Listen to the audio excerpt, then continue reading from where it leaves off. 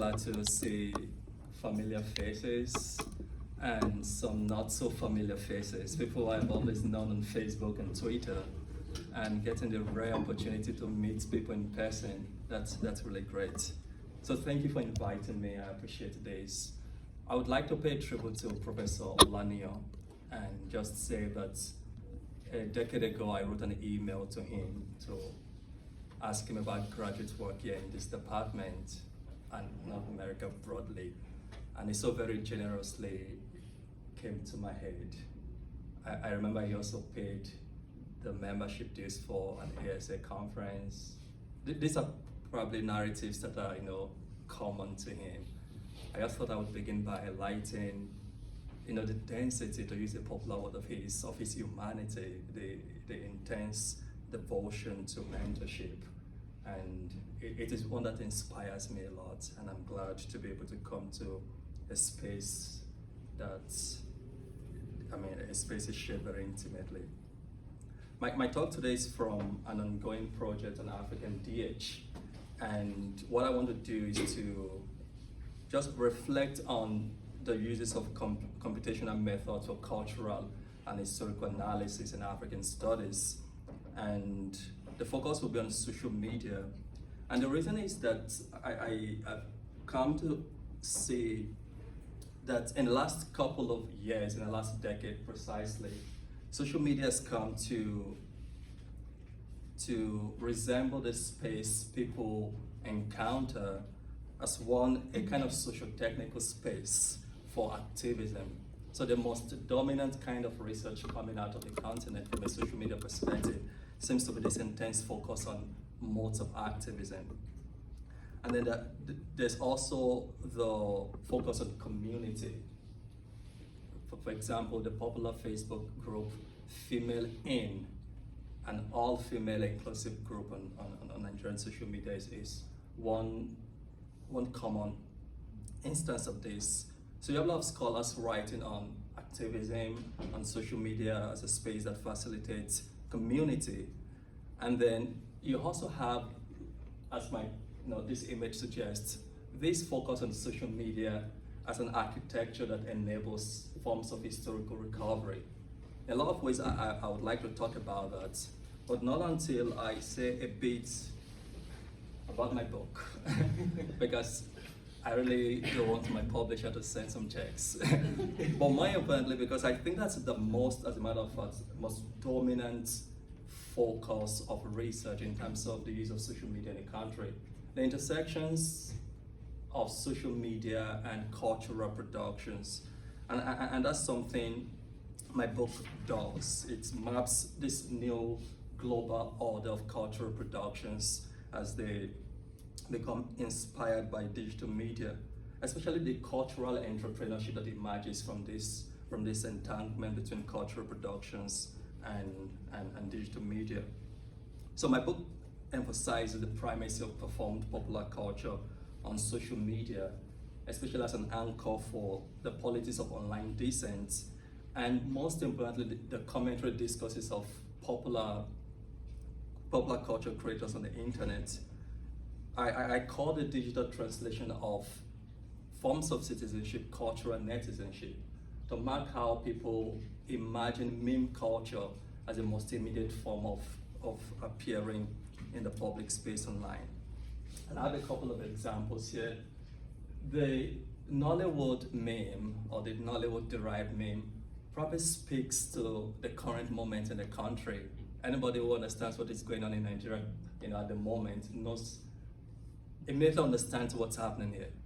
Apart from the gastro-political dimensions of the image in terms of Gary and what have you, this is an image that speaks to a current temporality in terms of the economic precariousness the ordinary people are faced with in places like Lagos because of government's fiscal policies. So what I do in one of the chapters of the book is to look at memes derived from Nollywood and examine how meme culture and Nollywood texts speak to one another. But again, that's really not the focus of today's talk. My interest is really to examine social media as a kind of digital archive.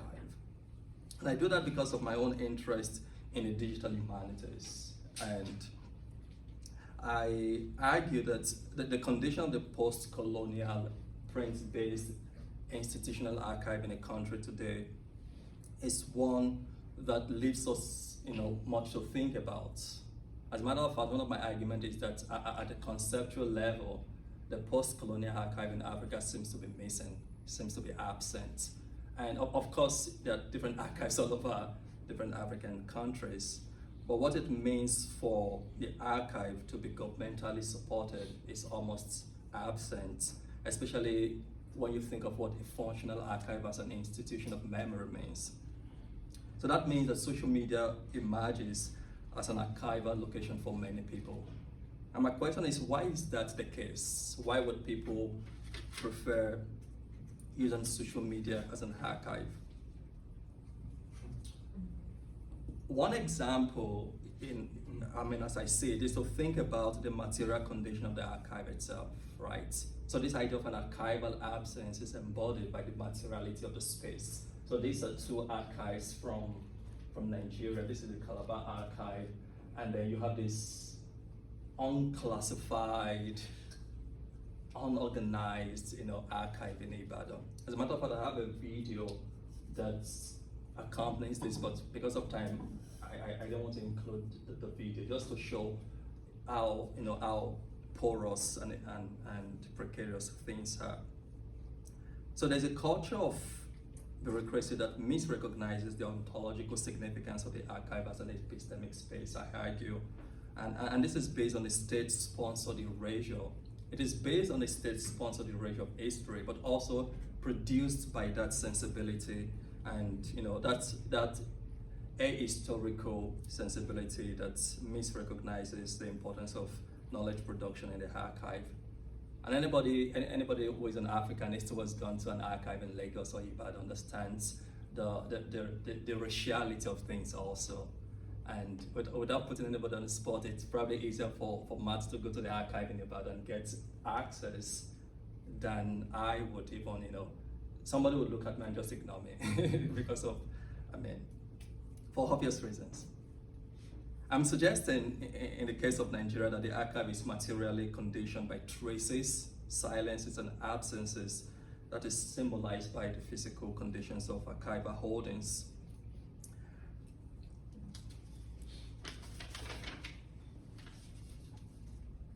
So we have endangered archival materials because of underfunded repositories, not producing digital documents for cultural and historical preservation, right? So in an age in which digital archives have become common in many countries of the world, countries like Nigeria and many other post-colonial societies in West Africa especially are kind of locked in an analog past. And I think that affects the kind of knowledge production coming out of those kind of spaces. So without economic agency, I would argue, the epistemic freedom that ought to result from decolonizing initiatives become very impossible. Another way to put that is to say without economic freedom, there can be no epistemic agency, which I believe is one core goal of decolonization. In the context of post-colonial historiography and the production of local knowledge, digital transformations and affordances therefore become very important. And I think this speaks to the views of the textual scholar and literary critic Jerome McGann. McGann reminds us that a truth that is now universally acknowledged is that the whole of our cultural inheritance has to be recurated and re-edited in digital forms and institutional structures. I think this is something that is still very much absent in the Nigerian context. And I'm not suggesting that there aren't initiatives here and there, but the privatization of these initiatives is something we do need to think about, especially because most of these initiatives are being driven by private individuals, private entities. And that's where social media comes into the picture. People will think using social media as an archive is one of the most important responses, one of the most strategic responses, I should say, to this parlous condition of the post-colonial institutional print-based archive. So this is a project from Accra that uses social media to study the history of early Accra, especially from an architectural perspective. This person was until recently based out of London, going to the print institutional archive in Accra, getting materials, but not just in Accra, but also other parts of parts of the global north, to be specific, the UK, different archives in the UK. But social media becomes the main space, Instagram especially, the main space where this reconstruction of that architectural history becomes possible. So with that governmental support, regular citizens begin to use social media to document the past and recreate cultural productions in digital forms. I think they're able to do this because a democratized access to the means of knowledge production is kind of possible with social media. There's also this project by the artist Nana Ose Kwado, also from Ghana. And this is a project that documents stories from Ghana's urban transportation industry. The Trotro, especially as a symbol of urban mobility in Ghana, becomes mobilized through these projects to tell the urban history of Accra especially. Again, Instagram becomes that favored arena for the documentation of that particular history. And you have a number of these kinds of projects all over the place. Projects that rely on Twitter, that rely on Instagram, and of course Facebook. This is perhaps the most, the biggest of all the projects. Maybe because again Nigeria is big and you have a lot of materials coming from that country. But because of that, but also because this particular project has been around for long, since around the 2010s, and the directors of this project have been careful and deliberate in terms of their collection and use of Facebook in particular to preserve the different aspects of Nigeria's history. I should say that the project, before getting to this particular Facebook stage, did start on some other social media, Tumblr for example, and then over the years moved to other platforms and then ended up on Facebook. And that again is important in terms of the ephemerality of these digital platforms and digital archive, and also how the shift in platform also affects the nature of the archive itself. The Nigerian Nostalgia Project is really an important one for me, and it's one that I have written about previously. The project enables the writing and narrating of the Nigerian past through a peer-to-peer crowdsourced method that allows the voices of different Nigerians to become heard and to become visible in the public arena. Now, public, especially for people who have access to the internet, because again, the issue of access is always important in this discussion. I have an image from the private collection of a German filmmaker here, and I want to highlight it his name is Oliver Stefan. I want to highlight this because the image comes from the private collection of Nina Stefan, who is the wife of Oliver Stefan. Oliver and Nina circulated in the same group as Wole Soyinka, Oliver, and those performers around the 60s especially. And when Soyinka wrote Death and the King's Horseman, relying on the actual event that happened in Oyo in the 1940s, he referred in the preface to the play to a film that was misbegotten. That film was shot by Oliver Stefan, right? But I include this image here to point to the wife of to a work by Nina Fisher Stefan, Oliver's wife, because for those who follow the Stefan estate, the focus has always been on the man. But I wanted to show Nina Fisher's work because for me, encountering that estate started with her work, especially as her photographic images circulated around on Facebook. Now, beyond the image itself, we want to think about the various comments on the image, which of course is blurred out in this particular example. But I think they're important, and they show us the importance of commentary discourses online. And that's something I discuss in my book, just to think about how popular commentaries online serve as important epistemic spaces, right? And to think about the value they bring into the production of meaning in relation to this particular image.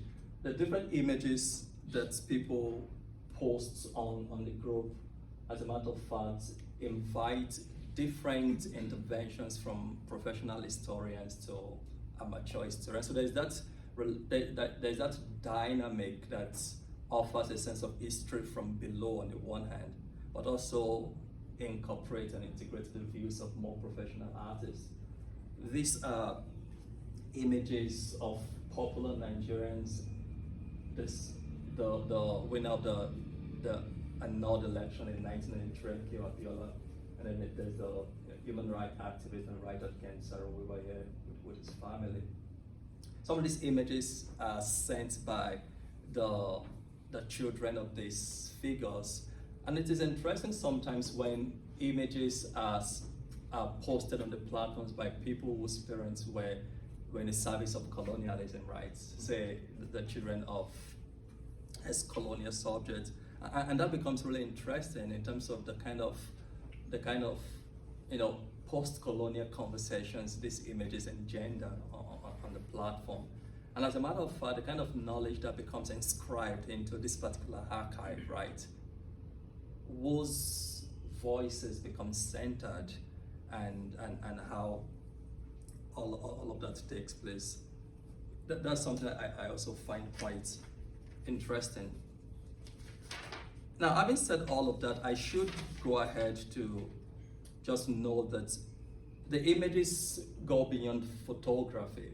That there are times you find videos on the NNP archive, and that there are times you also find sound tests. And the idea is a multimedia reconstruction of the Nigerian past that makes it possible for those in the present who are interested in the country's history to interact with these materials.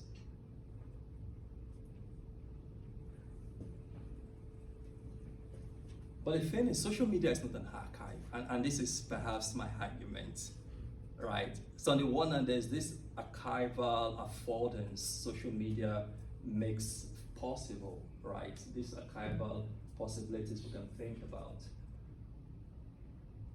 But what does it mean to use social media as an archive when it is in fact not designed that way, right? That's one question to think about. And perhaps the best way to come to that question is to think in terms of what the Cuban artist Ernesto Oroza calls technologies of disobedience, in terms of the use of technological objects in ways that systematically resist mainstream protocols of usage, especially when they are used in an unintended context in which new cultural meanings become attached to them.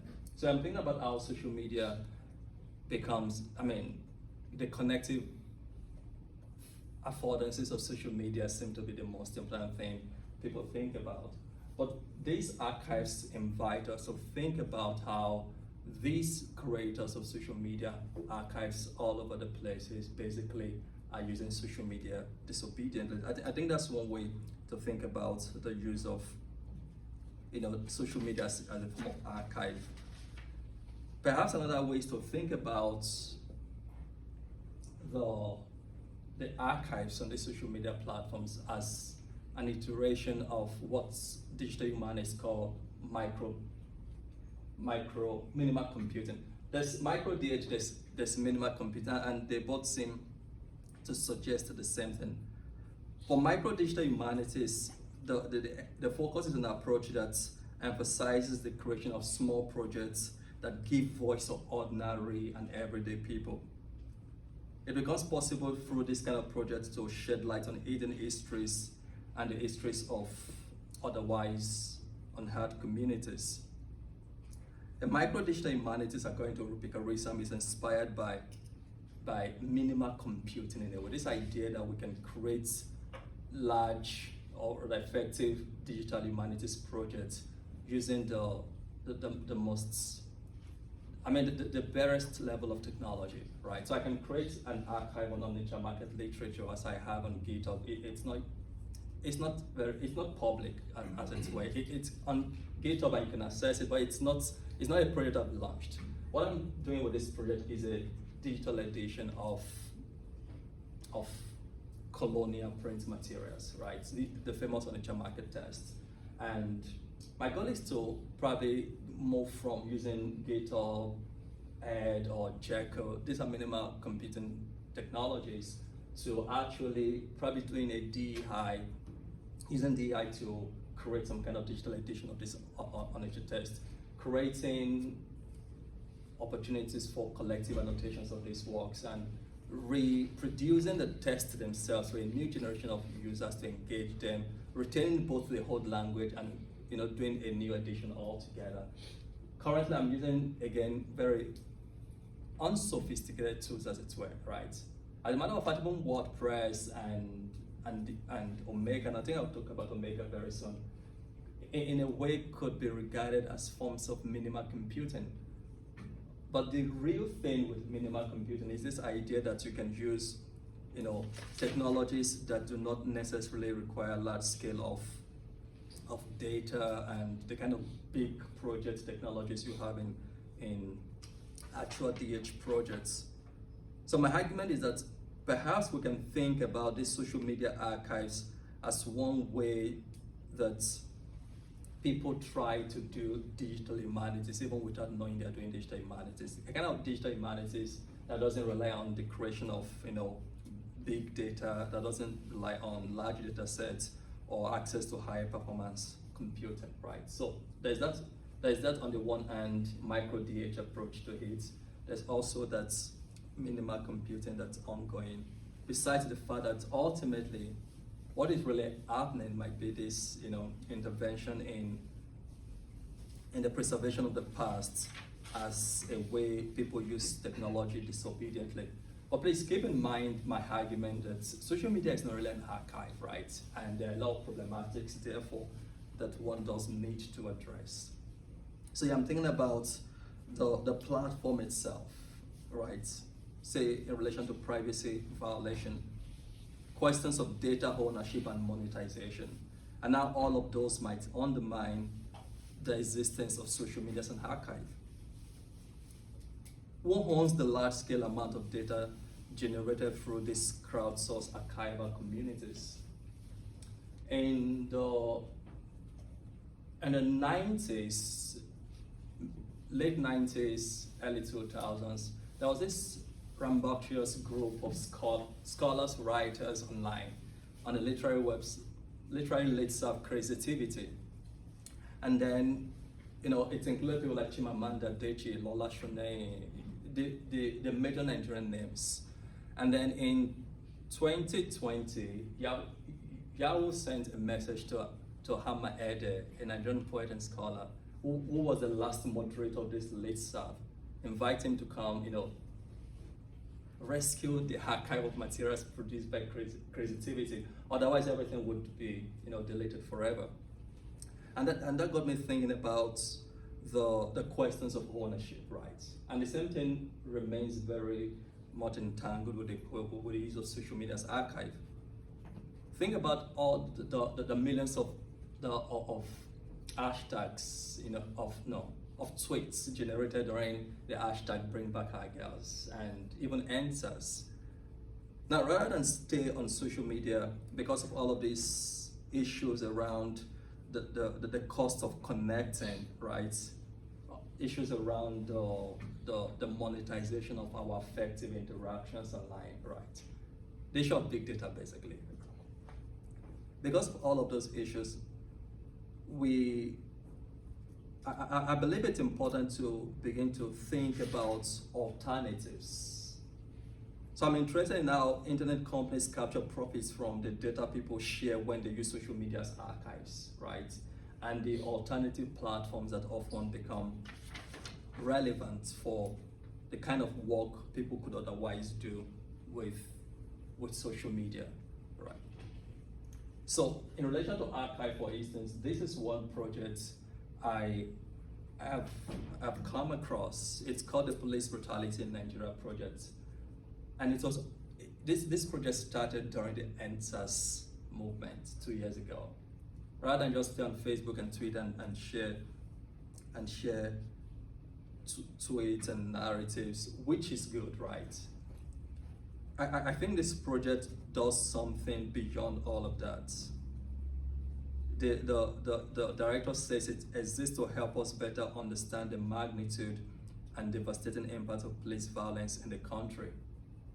It makes visible the avalanche of reported cases beyond the small fraction that becomes trending topics on social media. So it takes the NSAS movement beyond the realm of the trendy and basically archives it for people who might be interested in research. Although I should know that this is actually a non-academic project.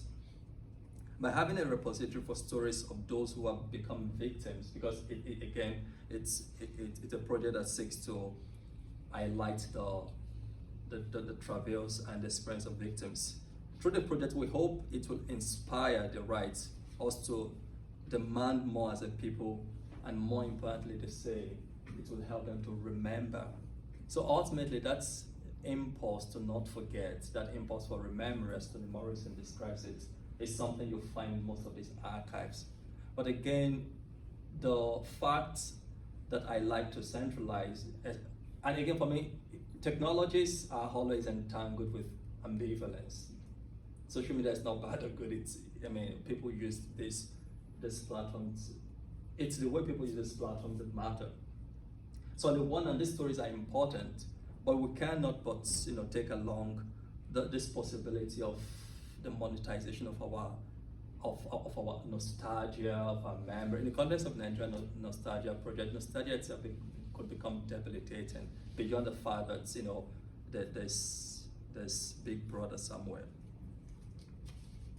So the importance of remembering is something they emphasize. Beyond POBIN, there's also a project that called itself nsas.com. And again, this is a kind of minimal computing project. They have a minimalist approach to digital archiving that allows transitioning, again, from the ephemera of hashtags to a web space that promises some kind of permanence. Now, the irony of this is that this doesn't exist anymore, because the directors of the project couldn't sustain it.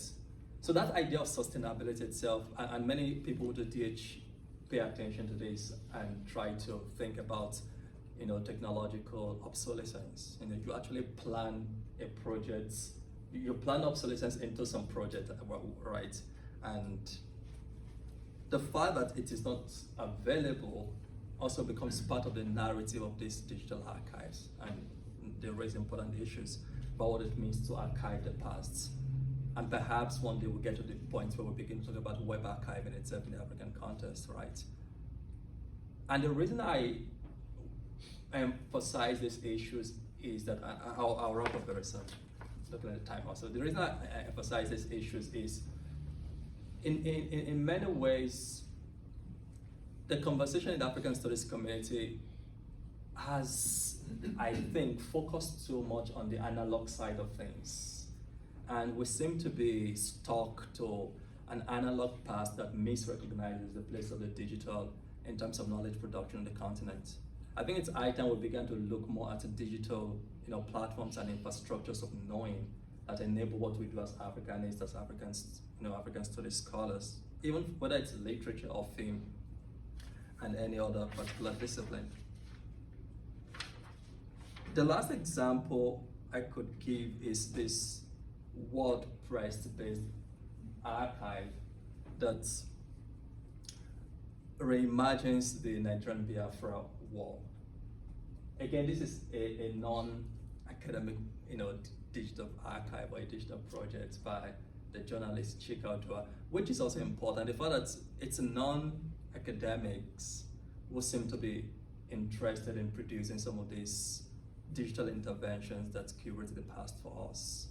The Kenyan scholar Charles Tatiana just won a major prize in history. Saida Director won, is one of the, 10 speakers, 10 historians named for that prize. But Charles Tatiana's work is significant because she's an African DH, but not scholar because she's not an academic. Again, she's a non-scholar, a non-academic, trying to use digital visualizations to reconstruct the history of the Mau Mau struggle in Kenya. Many other things she's doing. And so that's who is an expert and who is a non-expert is one question, two questions. The question of expert is one of the things I think digital media invite us to think about, right?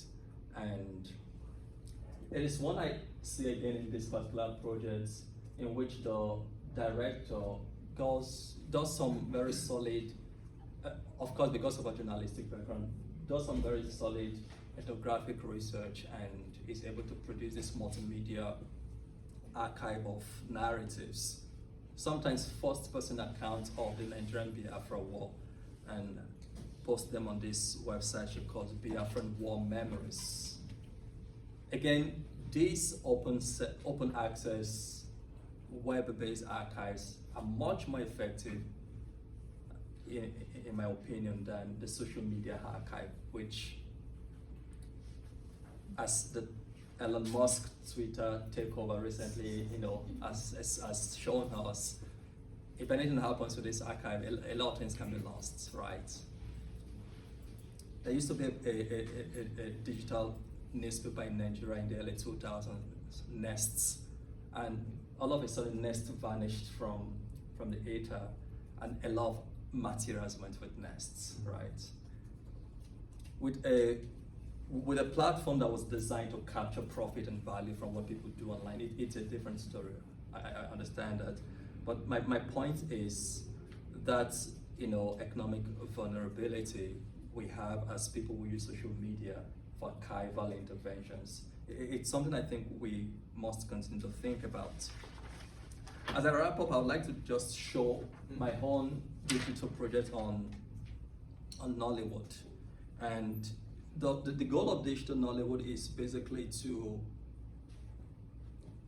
think about what Nollywood studies would look like from the perspective of the digital humanities. And this is a project I've done the last 3 years, and I haven't published anything on it, because the goal for me is not to publish papers or do anything. It's just experimentally think about the presentation of knowledge in a digital ecosystem, right? And to collect film posters and use them to think about some of the major themes we sometimes grapple with as African literary and cultural studies people. So for instance, within this project, I started another project, Orolati Enu Awon Agba Oshire Yoruba, which is basically, it's like describing what's from the past, right? From the perspective of the veterans, so we went to the field and interviewed veterans of Yoruba Nollywood especially, and I know Yoruba Nollywood could be problematic, because anyway, Yoruba Nollywood, and interviewed them, get their perspectives, then included that in this archive, which is not necessarily poster based. It's more like a first person account of their sense of the industry. So that's a project that came out of this poster-based, comic-based, archive. Now, comic-based because again, beyond posters, as film ephemera, you also have other kind of visual forms collected for this particular project. And something else I think is important with the or I mean from with the Yoruba subsection of the project is how, in a way, one thinks about the hegemony of English as the default language of the digital humanities, and they need to think about the more multilingual, digital humanities through a project that focuses on Yoruba narratives and stories. Ultimately, the goal of all of this, as Rupika Risam argues, is how the digital humanities offers us, quote, the opportunity to intervene in the digital cultural record, to tell new stories, shed light on counter histories, and create spaces for communities to produce and share their own knowledge should they wish. Risam argues that that's the great goal of the digital humanities. And I think the African digital cultural record is also an important one, and it is one the various archival locations on social media, though problematic as they may seem, allows us to think about. Thank you so much for your time.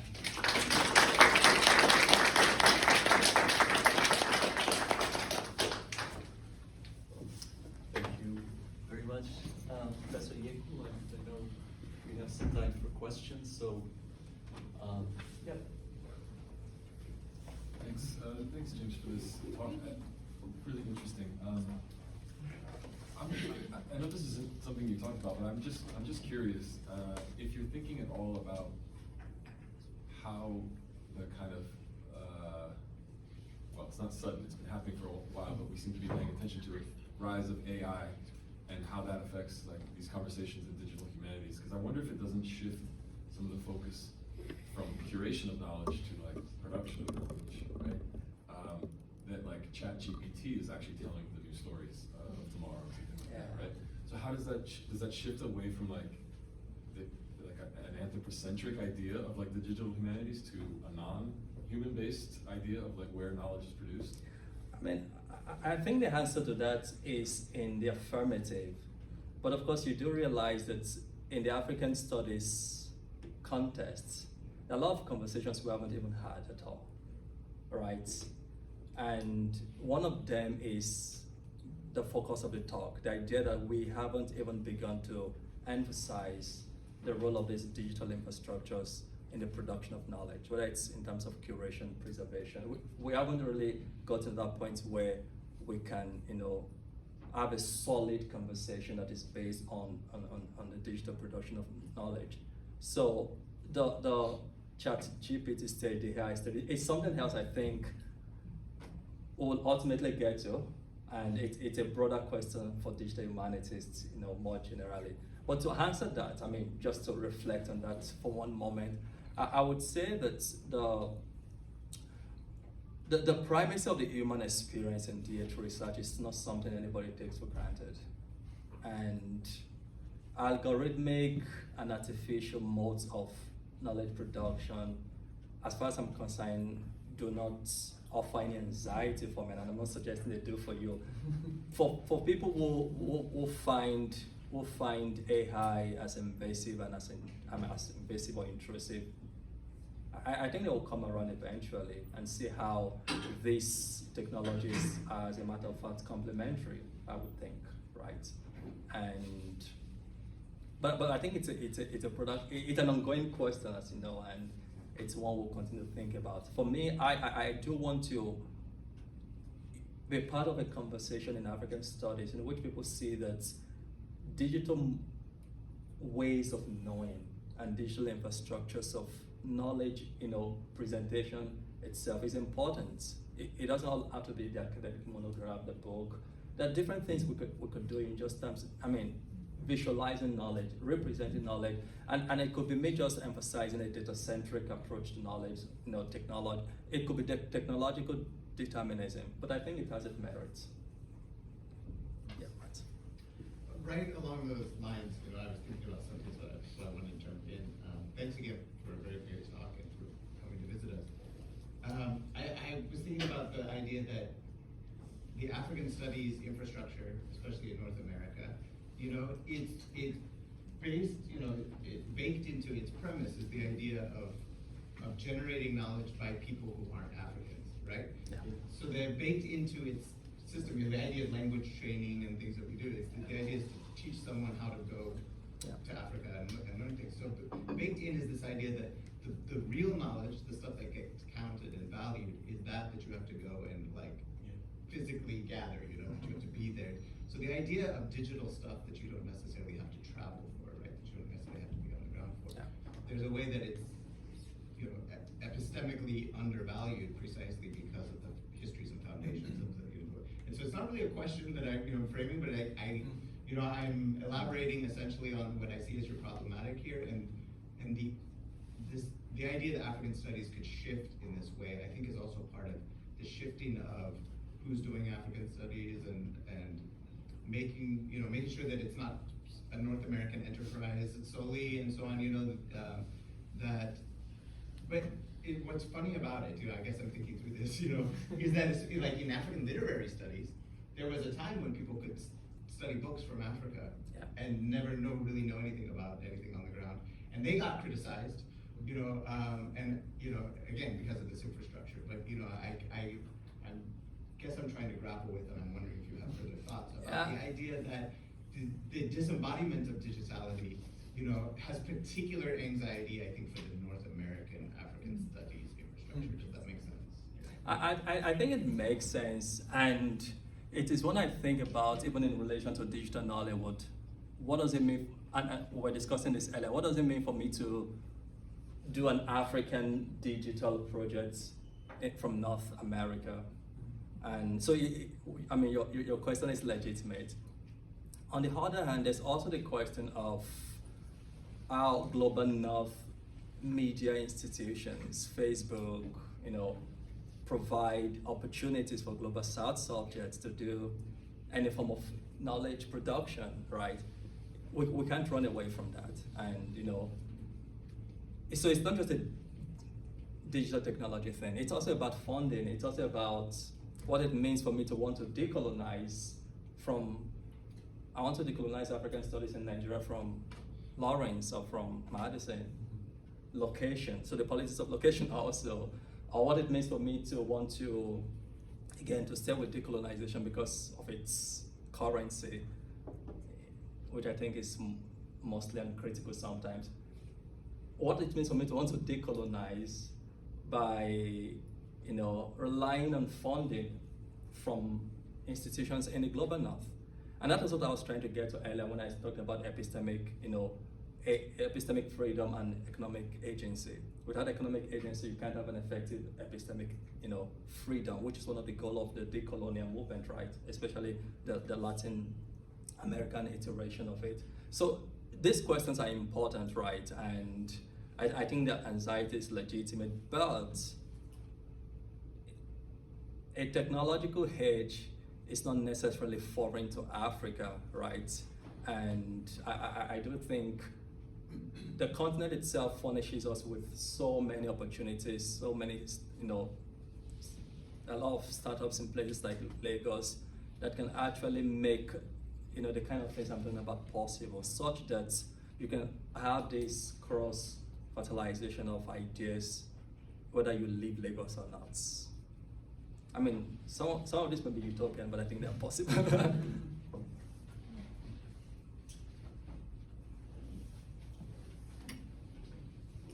Yeah. Oh, so beginning. Yeah. Just staying on the subject of possibilities, right? I've been thinking about this idea of how some of these issues in Nollywood, I feel like they are, the conversations there are being carried on to social media, particularly Instagram. Yeah. And sometimes I also feel like some of the conversations that people are having on Instagram are making, as sources for Nollywood. Yeah. And I'm interested in that kind of stuff, but having a literary background, not knowing, how this social media thing works, and as you're using the word possibilities too. So what are the possibilities of exploring these possibilities? Like, what would be the next step for somebody thinking through this? I mean, I think that's a fantastic question, and again, another opportunity to to advertise my book. All joking aside, I mean, the intermediality of Nollywood and social media narratives is one that's the age of veils also. People on social media I think have become a huge inspiration for Nollywood, Nollywood film directors.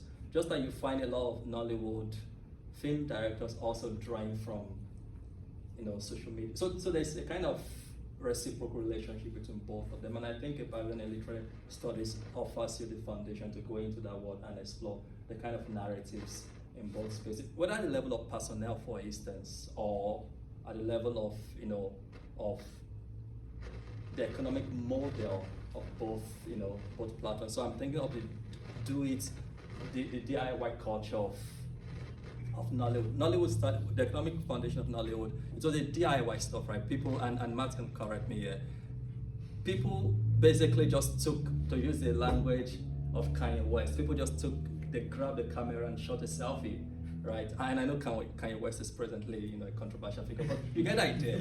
It was speaking in the context of social media, but I think it was relevant to what was happening with Nollywood those days. People basically just grabbed a camera and they shot themselves to, economic freedom and empowerment. The same thing with Instagram comedians, for example. You basically grab a camera, you have a narrative, and you put it out there, right? So at the level of the economic side of things, there's that similarity, right?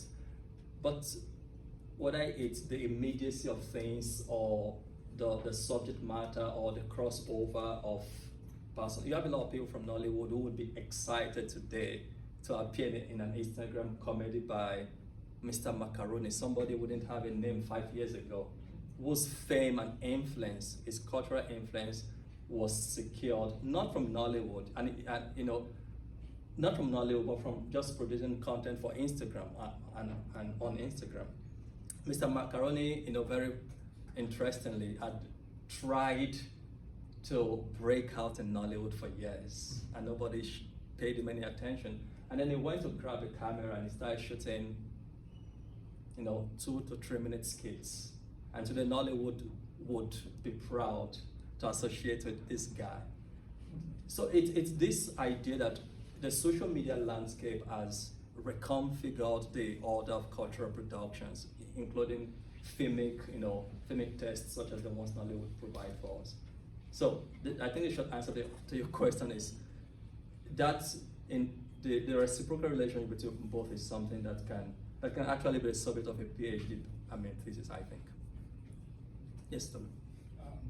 Thank you very much for that talk. I would like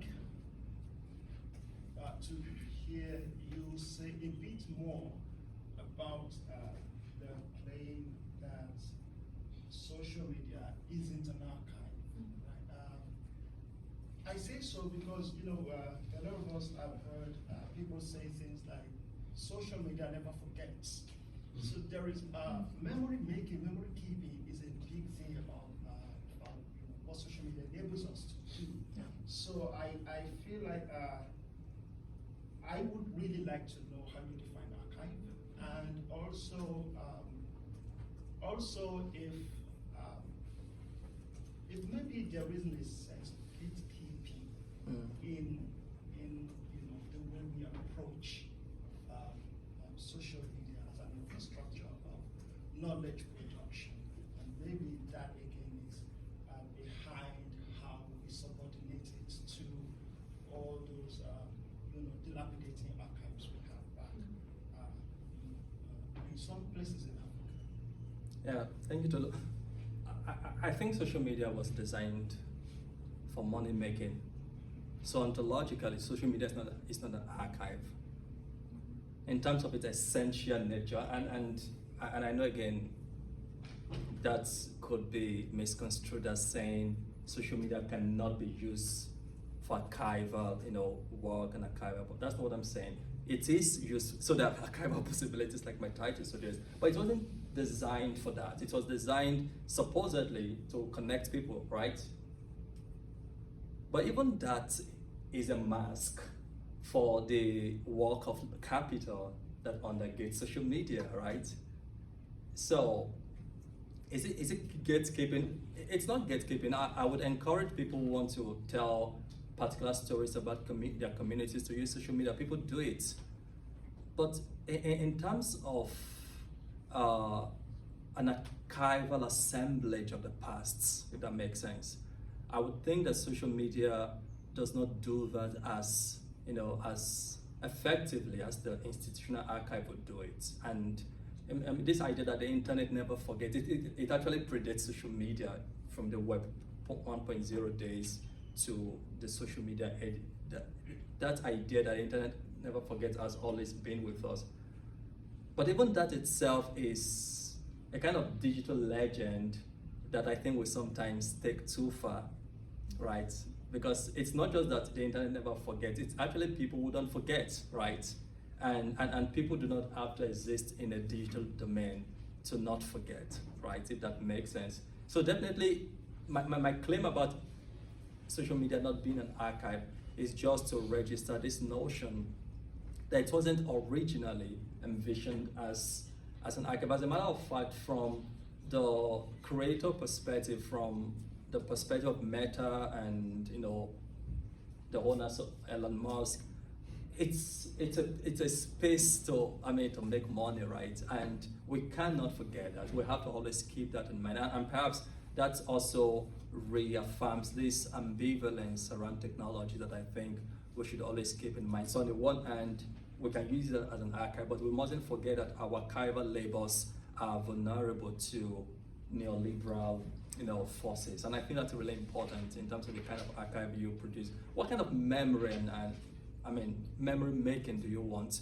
when it is in fact shaped by other forces, especially capitalist forces? I think that for me is important. I want to be able to remember freely if possible, right? But if my remembering becomes capturable by capital, that for me means we need to be careful about the kind of archival work we do there. But that is not me saying don't use social media for archival work, because we do need to when we do not have alternatives. But the truth is we do have alternatives.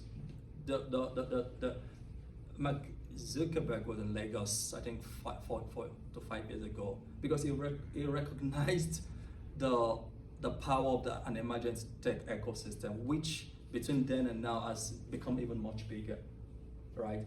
The connection we do need to make is between, so I'm sorry I have to say this, the elections we concluded in Nigeria recently was a shambles, partly because of this inability to make connections between the technological power of the Nigerian tech ecosystem and the needs of government itself. So whether it's in academia, whether it's in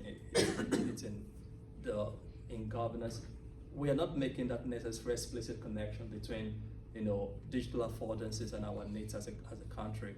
And I see a lot of that in academia also, especially in the African studies, And it's not just in African studies. A lot of people are generally anxious about technologies and what technology might disrupt. Final question? Sure. One down. Okay. Final. Wait. I haven't finished the book, but do you take up the question of the archive of Nairaland? Nairaland, yeah. Okay. Is that in the book at all? I don't discuss Nairaland in the book, Okay. but I do Next mention it. project, please. Okay, sir. Thank you, sir. All right. Thank you so much, Professor James Yeku.